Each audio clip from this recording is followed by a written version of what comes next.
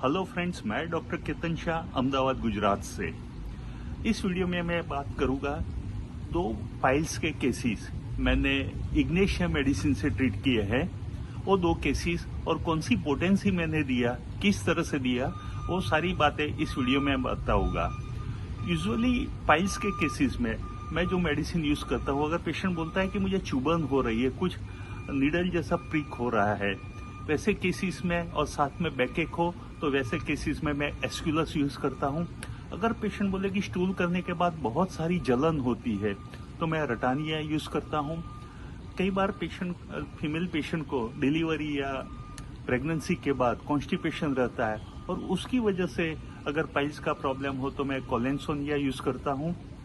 इसके अलावा अगर फिशर्स वगैरह है तो नाइट्रिक एसिड, एलोज, सल्फर, ये सारी मेडिसिन यूज करता हूँ। अभी जो केसेस मैं बता रहा हूँ वो इग्नेशिया से ट्रीट किए हैं। इग्नेशिया में क्या होता है कि मेनली हम मेंटल सिम्टम्स पे ही ये मेडिसिन ज्यादा प्रिस्क्राइब करते हैं। कि खास करके क्या है मेंटल सिम्टम्स उसके, कि ये पेशेंट्स में ग्रीफ होती है, एक्यूट ग्रीफ। अगर डिसअपॉइंटमेंट लव हुआ, कोई नियर वन का डेथ हुआ, या तो कोई भी वजह से उसके माइंड में ग्रीफ आ गई हो, तो एक ग्रीफ के केसेस में हम इग्नेशिया यूज करते हैं। लेकिन पाइल्स के केस में बहुत कम मैं यूज किया है, लेकिन दोनों में बहुत अच्छा रिजल्ट मिला है, इसलिए मैं आपसे शेयर कर रहा हूं ये बात।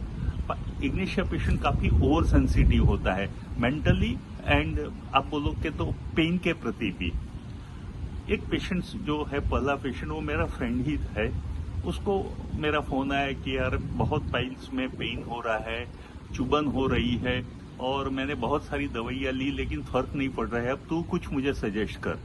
तो मैंने उसका हिस्ट्री थोड़ा पूछा कि कैसा दर्द होता है, कब ज्यादा होता है। तो बोले कि ऐसे ही जैसे पिंचिंग टाइप पेन होता है।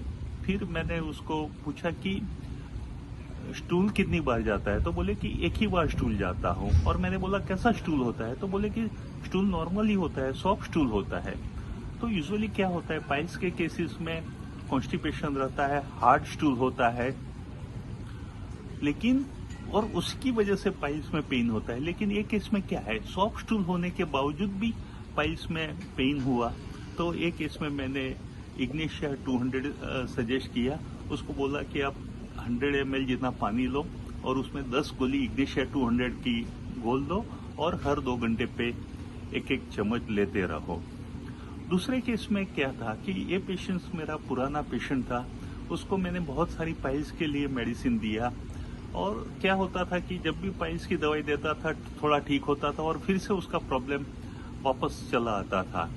तो एक केस में मैंने एक बार फिर से थोड़ा उसका डिटेल में हिस्ट्री लिया कि आप बताओ मुझे कि क्या हो रहा है एग्जैक्टली पेन में। तो उसने बोला कि मैं पाइल्स का पेन होता है ना तो बैठ जाता हूँ तो मुझे आराम लगता है। तो मुझे ये बात अनयूजुअल लगी, क्योंकि यूजुअली जो भी मेरे पास पेशेंट आते हैं वो चेयर में बैठने के लिए भी तैयार नहीं होते। बोले कि हमें वॉशरूम जाने के आने के बाद वहां लेट जाना पड़ता है, लेकिन ये पेशेंट ने बोला कि मैं अगर सीट पे बैठ जाऊं तो मुझे आराम लगता है।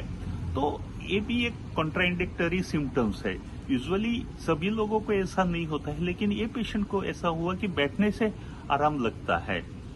ये पेशेंट को भी मैंने इग्नेशिया 30 वैसे ही पानी में घोल के बार बार लेने के लिए बोला, और उसका पाइल्स का जो बहुत सारी मेडिसिन से रिजल्ट नहीं मिला था, वो एक केस में मुझे रिजल्ट मिला।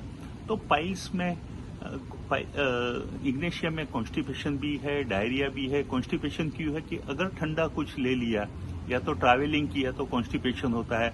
डायरिया फ्रूट्स खाने की वजह से होता है, या तो इमोशनल डिस्टर्बेंस की वजह से भी ये पेशेंट्स को, इग्नेशिया पेशेंट को डायरिया होता है। साथ में आप बोलोगे तो जो इग्नेशिया में है हेमरोइड्स है, वो ऐसा पेन अंदर तक जाता है, ऊपर तक जाता है, ऐसा पेन होता है। साथ में इग्नेशिया पेशेंट्स आप ये भी बोल सकते हैं कि ओवर सेंसिटिव है, काफी पेन के प्रति ओवर सेंसिटिव है। तो ये सारी बातें थी इग्नेशिया जो मैंने प्रिस्क्राइब किया है और काफी अच्छे रिजल्ट्स मुझे मिले हैं। तो थैंक यू वेरी मच। आपको ये 2 केसेस पसंद आए होंगे।